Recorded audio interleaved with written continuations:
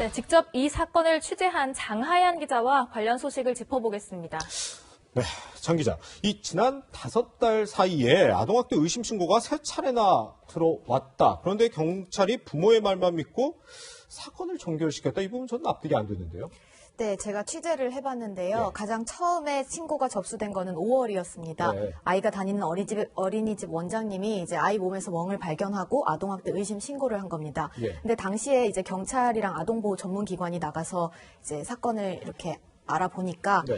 부모가 말하기로는 이제 아이의 다리를 마사지해주는 과정에서 멍이 생겼다고 해서 이제 내사 종결됐습니다. 예. 그리고 나서 이제 한 달 뒤인 6월에도 아동학대 의심 신고가 들어왔는데요. 예. 차에 아이가 방치돼 있다는 것을 이제 주변에 계신 분이 아이를 이렇게 신고를 한 겁니다. 네. 근데 부모를 또 이제 경찰이랑 아동보호 전문기관이 조사를 해봤더니 부모는 그런 적이 없다고 해서 불기소 의견으로 송치됐던 겁니다. 예. 그리고 마지막이죠. 지난달 9월 23일에 네. 이제 세 번째 아동학대 의심 신고가 들어옵니다. 이거는 네. 아이가 평소에 다니던 소아과의 원장님이 이제 아이의 몸무게가 1kg 정도 빠져 있었대요. 5월이랑 네. 비교해서. 근데 이거는 영양 부족을 의심해 볼 만하다. 이래서 이제 그 아동학대 의심 신고를 경찰에 하게 되는 겁니다. 네. 근데 이 과정에서 이제 소아과 의사가 신고를 한 다음에 아동보호 전문기관이랑 경찰이 한 명의 의사의 소견만으로는 학대라고 할 수가 어렵다라고 판단을 해가지고 예, 예. 아기를 데리고 다른 병원에 가서 또 다른 소견을 받게 됩니다. 네네. 그리고 소견도 받고 이제 아기가 살고 있는 가정에 가서도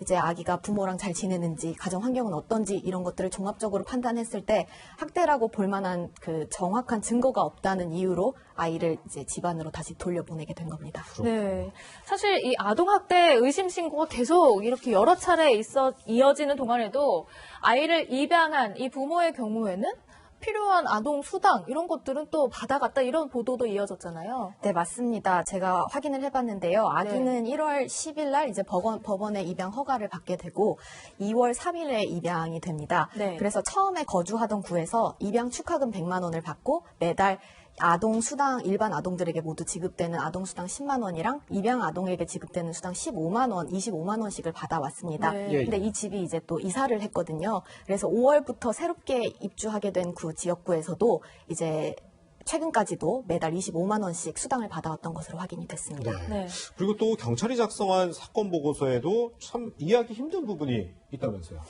네, 제가 경찰 취재를 하면서 이제 어떤 근거로 아이를 학대했다고 이렇게 판단했는지에 대해서 물어봤었는데요. 네. 이제 경찰들은 아동보호 전문기관이랑 함께 이제 수사를 하게 됩니다. 네. 근데 가장 중점적으로 보는 게 아이와 부모의 애착 관계라고 해요. 네. 근데 이제 아기가 만 16개월이면 의사소통이 불가능하거든요. 그렇죠. 그래서 이제 경찰은 부모의 말에 의존할 수밖에 없습니다. 네네. 근데 아동보호 전문기관이나 경찰이 이렇게 부모랑 얘기를 했을 때 그 부모는 이렇게 그 학대 상황에 대해서 이렇게 부정을 했고 네. 이제 실제로 가정에 방문해서 아이가 엄마랑 잘 지내는지 아빠랑 잘 지내는지를 봤을 때 네. 경찰이 판단했을 때는 이제 아기가 학대를 당하면 엄마나 아빠가 안 왔을 때 이렇게 멀리하거나 거부하는 그런 반응을 보였을 텐데 네. 그런 게 전혀 없이 아이가 잘 안겨 있었기 때문에 네. 부모의 애착 관계에 문제가 없다고 판단을 했던 것 같습니다. 네. 그렇죠. 사실 16개월이면은 어머니 아버지에게 안겨 있는 게 어찌 보면 당연한 건데 그게 아동학대로 볼 수 없는 증거가 됐다니까 참 미심쩍은 상황인데 이런 입양기관도 추후에 가정 방문 등을 통해서 잘 지내는지 이런 걸 확인도 하곤 하잖아요. 그런데 그 이후에 뭔가 부모님과 떨어뜨려 놓는 등의 조치가 아무것도 안 이루어진 건가요? 그 입양기관에서는 이제 입양특례법상으로 입양 후 사후 관리라는 것을 진행을 합니다. 네. 이게 뭐냐면은 입양한 다음에 1년에 4번 정도 불시에 그 가정을 방문해서 아기가 잘 지내고 있는지 확인을 하는 건데요. 네. 이제 입양기관에서도 5월에 이제 3월에도 불시 검문을 했고 5월에도 한번 했는데 네. 3월에 갔을 때는 아기랑 엄마랑 이제 엄마 아빠랑 애착 관계를 형성하려고 굉장히 많은 노력을 하는 것을 이렇게 확인을 했다고 합니다. 예. 근데 이제 5월에 아동학대 신고가 들어오고 이렇게 불시에 방문을 하고 이랬는데 그때부터는 이제 약간 아동학대 신고도 들어오고 이러니까 제대로 확인을 하려고 통상적으로 입양을 보내면은 1년에 4번 정도 불시 방문을 하는 게 네네. 통상적인 건데 신고도 들어오고 이제 부모에게 아이 상태가 어떤지 문자 같은 걸 보내보거나 전화를 해도 답변을 피하거나 네. 아이가 자고 있어서 몰랐다고 하는 등에 해서 입양 기관에서도 이것에 대해서 조치를 하기 위해서 20여 차례 정도 연락을 했다고 하더라고요. 예. 근데 입양 기관은 강제력이나 수사권을 갖고 있는 기관이 아니라서 이제 아동보호 전문기관에 신고를 꾸준히 한 것밖에 할 수 있는 게 없었습니다. 네.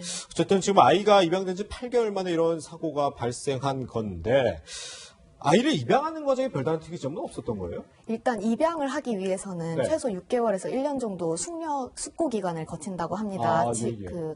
준비해야 될 서류도 굉장히 많고요. 네. 입양 기관의 입장에서는 아이들이 이제 자기네 아이라고 생각을 한대요. 입양 보내기 전까지는. 네네. 그래서 가장 좋은 환경으로 보내기 위해서 많은 그런 조건들을 보는데 이 가정이 일단 30대 부부기 때문에 연령에서도 제한이 없었고요. 경제력이나 아니면 그 가정 환경을 봤을 때도 크게 문제되는 환경은 아니었다고 합니다. 예. 그리고 이제 부모는 입양을 진행하면서 굉장히 열정적인 자세로 임해서 긍정적인 점수를 받았었고 네. 또 이 아이를 보호하겠다는 의지가 굉장히 강해서 예, 예. 양육과 교육에도 굉장히 적극적이었던 것으로 알려졌습니다. 예. 그렇군요. 사실 이 가정에서의 아동학대 사건 여러 차례 보도가 많이 되면서 정부에서는 공공 아동보호 체계를 강화하겠다 이렇게 밝히곤 했었는데 지금 정작 이 아이가 살고 있는 관할 구청이나 뭐 지자체에서는 이달 초까지만 해도 이 학대 정황 같은 걸 파악 못했다면서요. 제대로 네. 작동하고 있는 거 맞는지 의심이 가거든요. 네, 맞습니다. 방금 말씀해주신 공공아동보호체계라는 게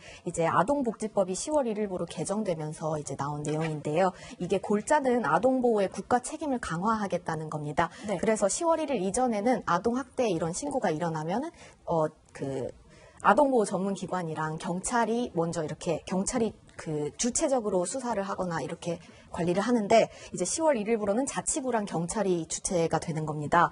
근데 이 아이의 경우에는 신고가 10월 이전에 이루어졌잖아요. 5월, 네. 6월, 9월이니까. 그래서 해당 구청에서는 이 아이가 새로운 신고 명단에도 잡히지 않았고 이 아이의 학대 정황에 대해서 파악하지 못하고 있었던 것으로 알려졌습니다. 네. 그런데 당장 뭐 지자체에서는 상당히 현실적 어려움이 있다는데 그 얘기 직접 들어보셨죠? 네.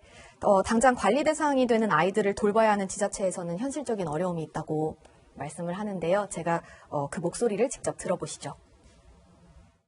이제 사료 관리하고 있는 아동들이 있잖아요. 사료 관리한 거에 대해서 점검하고 하게 돼 있으니까 이제 앞으로는 이제 계속 그렇게 점점 넘겨받겠죠. 이제 조금씩 상당한 기간이 걸리겠죠. 체계가 많이 잡힌 상태는 아니기 때문에 이제 그 아동학대 담당이 동해 지금 각 구에 거의 한두 명 정도밖에 없어요. 현재로서는 조직 자체가 인력 같은 게 이제 다 충원되려면 보통 한 3년 정도 지금 잡고 있거든요.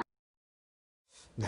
뭐 얘기를 들어보면 뭐 언제든 비슷한 사건 발생할 수 있는 건 아니냐 좀 이런 걱정도 드는데 어쨌든 이 양부모에 대한 조사 현재 어떻게 이루어지고 있습니까? 네, 어제 아기에 대한 부검이 진행됐습니다. 네네. 그래서 이 부검 결과가 한 15일 정도 걸린다고 하는데요. 네. 일단은 아기 장례를 치러야 하기 때문에 부모가 장례를 치르게 됩니다. 예. 그리고 부검 결과서가 15일 뒤에 나오고 장례가 끝나면은 그 부모를 불러서 이제 조사를 할 계획이라고 합니다. 그렇군요. 그리고 이와 더불어서 이제 서울경찰청에서도 네. 이제 그 신고 접수 후에 이제 경찰들이나 그 아동보호 전문기관의 그 직원들이 이 신고부터 처리하는 과정에서 문제가 없었는지를 다시 재수사한다고 합니다. 그렇군요. 네. 자, 16개월 된 영아가 응급실에서 사망한 사건 직접 취재한 장하얀 기자와 이야기 나눠봤습니다. 고맙습니다. 네.